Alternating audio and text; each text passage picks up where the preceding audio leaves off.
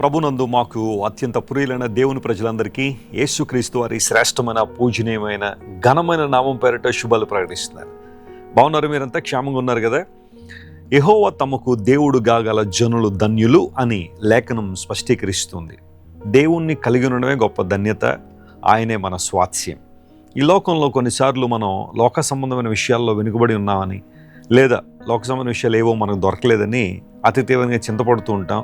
కానీ ఆధ్యాత్మికంగా దేవుడు మనల్ని ఎంతగా దీవించాడో, ఆశీర్వించాడో వాటిని మర్చిపోతూ ఉంటాం. కానీ ప్రభు దగ్గరకు వచ్చిన ప్రతిసారి ఆయన మనకిచ్చిన పర సంబంధమైన ఆశీర్వాదాలను బట్టి ప్రభువును స్తుతించాలి. ఆ తర్వాత తగిన సమయంలో దేవుడు మనల్ని జ్ఞాపకం చేసుకుని మన ప్రతి అవసరాన్ని తీరుస్తారు. ఉదయాన్నే లేచిన తర్వాత ప్రార్థన చేసుకుని దేవుని వాక్యాన్ని చదివిన తర్వాత ఒక వాగ్దానాన్ని బైబిల్లోంచి మనం ధ్యానం చేస్తున్నాము. మీలో చాలామంది ఈ వాగ్దాన సందేశాల ద్వారా దేవుని పొందుతున్నారని విని నేను చాలా ప్రభువుని స్తుతిస్తున్నాను. ఈరోజు వాగ్దానంగా పరిశుద్ధ గ్రంథం తెరిచి యెషయా గ్రంథం 43వ అధ్యాయం 2వ వచనం చదువుకుందాం. The book of Isaiah chapter 43 and verse 2. నీవు జలముల్లో బడి దాటున్నప్పుడు నేను నీకు తోడయుందును, నదులలో బడి వెళ్ళినప్పుడు అవి నీ మీద పొర్లిపారవు.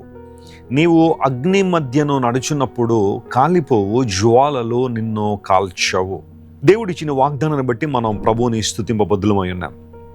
Water, reverse, fire and flame, 4 విషయాలు ఇక్కడ రాయబడ్డాయి. ఇవన్నీ కూడా కొన్ని సందర్భాల్లో మన జీవితంలో మనం ఎదుర్కొంటున్న శ్రమలకు సాదృశ్యంగా కనబడుతున్నాయి. జలములు, నదులు, ఆ తర్వాత అగ్ని మరియు జ్వాలలు విశ్వాస జీవితంలో, భక్తి జీవితంలో మనం ఎదుర్కొనే శ్రమలు, ఇబ్బందులకు సూచనగా ఉన్నాయి. కొన్నిసార్లు ప్రభువులో మనం ఎంత బలంగా ఉన్నప్పటికీ, ఎంత దృఢంగా ప్రభువులు ఎదుగుతున్నప్పటికీ ఏదో ఒక శ్రమ, ఏదో ఒక ఇబ్బంది మనల్ని కృంగదీయడానికి ప్రయత్నం చేస్తూ ఉంటుంది. గాఢాంధకారపు లోయలో నేను సంచరించిన అని భక్తుడు 23వ కీర్తనలో రాశాడు. ఆ పై వచనాలు మనం చదివితే పచ్చిక బయళ్ళలో ఉన్నానన్నాడు. ఆ తర్వాత శాంతికరమైన జలముల యొద్దకు దేవుడు నన్ను నడిపించాడు అన్నాడు. దేవుడు నా ప్రాణమునకు సేద తీర్చుచున్నాడన్నాడు. ఇలా అనేకమైన విషయాలు మాట్లాడి సడన్గా గాఢాంధకారపు లోయ అనే అనుభవంలోనికి దైవజనుడు వెళ్ళాడు. గమనించండి, కొన్ని సందర్భాల్లో ఆధ్యాత్మికంగా ఏ స్థాయిలో ఉన్నప్పటికీ, ఎలాంటి పటిష్టమైన పరిస్థితులు ఉన్నప్పటికీ శ్రమలు, ఇబ్బందులు లేదా ఇబ్బంది కొలిమిలో ఉండే పరిస్థితులు జీవితంలోకి రావచ్చు. అటువంటి సమయాల్లో మనం ఏం చేయాలి? అలాంటి సమయాల్లో మనం ఎటు పరిగెత్తాలి? సాధారణంగా అలాంటి పరిస్థితులు వచ్చినప్పుడు వెంటనే మనుషులు ఎవరు మనకి సహాయం చేస్తారని పరిగెడతాం. లోకసమైన వ్యక్తులు ఎవరైనా మన కోసం అండగా నిలబడతారేమోనని ప్రాధేయపడతాం, లేదా వారి వైపు చూస్తాం. కానీ బైబిల్ సెలవిస్తూ ఉంది, అటువంటి పరిస్థితుల్లో మనం దేవుని వాగ్దానాన్ని జ్ఞాపకం చేసుకోగలమా? ప్రభు మాట్లాడుతున్నాడు, నువ్వు జలముల్లోంచి వెళ్ళినప్పుడు నేను నీకు తోడై ఉంటాను, నదుల్లోంచి పడి వెళ్ళినప్పుడు అవి నీ మీద పొర్లి పారవు అన్నాడు. ప్రభువా, ఈ వాగ్దానాన్ని మేము ఎలా నమ్మాలి? నమ్మడానికి ఏమైనా ఆధారం ఉందా, ఆస్కారం ఉందా అంటే పాత నిబంధనలోని 2 లేఖన భాగాలు ప్రభు మనకి జ్ఞాపకం చేస్తారు. నిర్గమాకాండం 14వ అధ్యాయాన్ని మనం చదివినప్పుడు, యెహోషువ గ్రంథం 3వ అధ్యాయం చదివినప్పుడు దేవుడు నీటి ద్వారా లేదా నీటిలో నుండి నీటికి సంబంధించిన అద్భుతాలు చేసి తన ప్రజలను విడిపించారు. నిర్గమాకాండం 14వ అధ్యాయంలో ఇశ్రాయేలు ప్రజలు ఎర్ర సముద్రాన్ని దాటిన అనుభవాలు అక్కడ మనం చూస్తాం. అద్భుతమైన చరిత్ర. దేవుడు ఎన్నో అద్భుతాలు చేసి ఇశ్రాయేలు ప్రజలందరూ కూడా ఎర్ర సముద్రాన్ని దాటగలిగే కృపనిచ్చాడు. ఆ తర్వాత యెహోషువ గ్రంథం 3వ అధ్యాయం దగ్గరికి వస్తే దాదాపుగా ఇంక కనాను దేశంలోకి అడుగుపెట్టడానికి ముందు యొర్దాను నది అడ్డొచ్చినప్పుడు దేవుడు యొర్దాను నది నీళ్లను ఏకరాశిగా నిలవబెట్టారు. దేవుని వాగ్దానాలు మనం నమ్మినప్పుడు ఖచ్చితంగా మన జీవితాల్లో కూడా ఆశీర్వాదాలు చూస్తాం. ఇశ్రాయేలు ప్రజల జీవితాల్లో ఎర్ర సముద్రము, యొర్దాను నది కళ్ళ ముందు లిటరల్గా కనబడింది. కానీ మన జీవితాల్లో కంటికి కనబడని ఎర్ర సముద్రాలు, కంటికి కనబడని యొర్దాను నదులు కొన్నిసార్లు మన జీవితంలోకి రావచ్చు. వాటిని ఎలా దాటగలం అంటే విశ్వాసం ద్వారా, దేవుని మాటకు లోబడ్డం ద్వారా.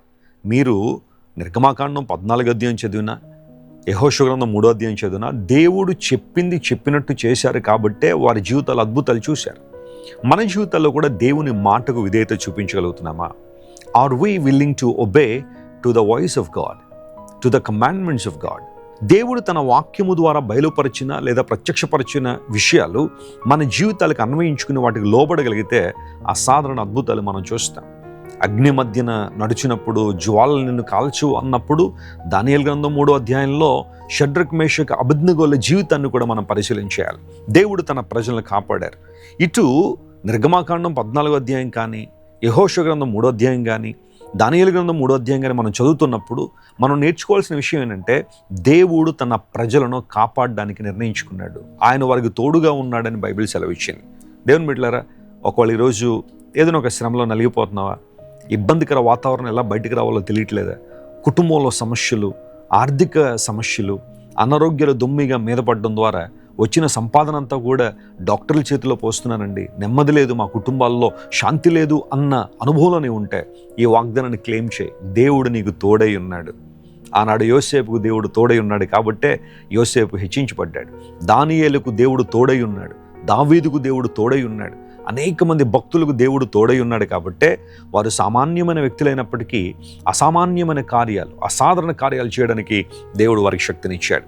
పరిశుద్ధాత్మ మీ మీదకి వచ్చినప్పుడు మీరు శక్తి పొందుతారు కాబట్టి మీరు నాకు సాక్షులై ఉంటారని యేసు ప్రభు చెప్పారు. దేవుడు ఎప్పుడూ మనల్ని అనాథలుగా విడిచిపెట్టలేదు. తన శక్తిని, తన ప్రభావాన్ని నిరంతరాయంగా మన మీద కృమ్మరించడానికి ప్రభు ఇష్టపడుతున్నారు కనుక ఆయన సాక్షులుగా మనం జీవించగలిగితే అంతకన్నా ఆశీర్వాదం మరొకటి లేదు. ఈ వాగ్దానాన్ని ఈ రోజంతా క్లెయిమ్ చేసి ప్రభువును స్తుతించండి, ప్రభువును ఆరాధించండి, ఆయనలో కొనసాగండి, క్రీస్తు మార్గంలో ముందుకు సాగిపోండి. దేవుడు మిమ్మల్ని అందరినీ దీవించి ఆశీర్వదించును గాక. ప్రార్థన చేసుకుందాం. ప్రేమగల తండ్రి, నీకు వందనాలు. ఈ ఉదయకాల సమయంలో మీరు మాకు ఇచ్చిన చక్కని వాగ్దానాన్ని బట్టి నీకు స్తోత్రాలయ్యా.